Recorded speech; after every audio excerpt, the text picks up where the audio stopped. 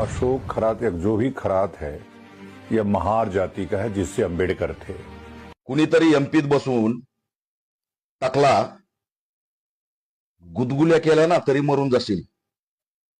भोंगळ्या तू कुणाच्या नादी लागलास लक्षात ठेव. खरातची जात सांगतो एमपीत बसून. खरात दलित होता, डॉक्टर बाबासाहेब आंबेडकरांच्या जातीचा होता, महारांचा होता आणि ब्राह्मणांचं काम करायला निघाला होता.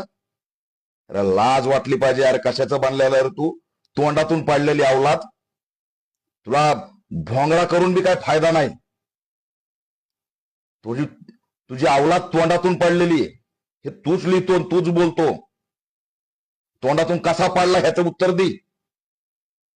ब्राह्मणांचं काम शूद्रांनी करायचं नाही, सोडून दिलंय आम्ही. 14 ऑक्टोबर 1956 22 प्रतिज्ञा. जरा नीट बघ. विज्ञानवादी लोक आहेत आम्ही.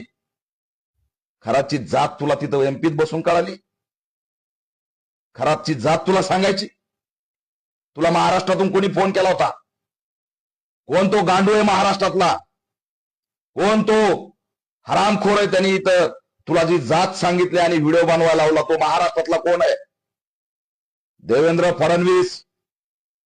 गृहमंत्रीपद तुमच्याकडे.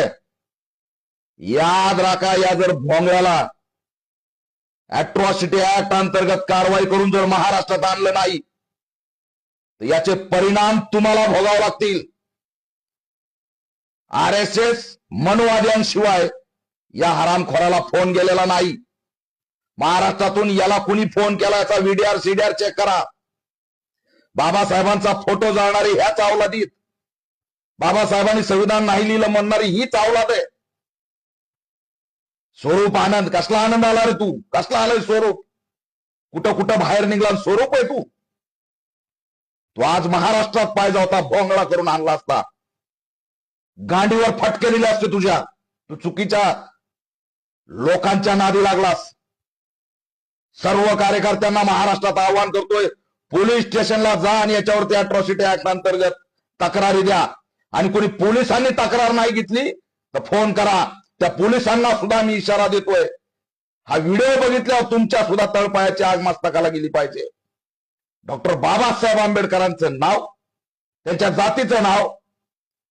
अरे हा बोंधू होता, प्रवृत्ती होती, आतंकवादी होता. ती जात होऊ शकत नाही.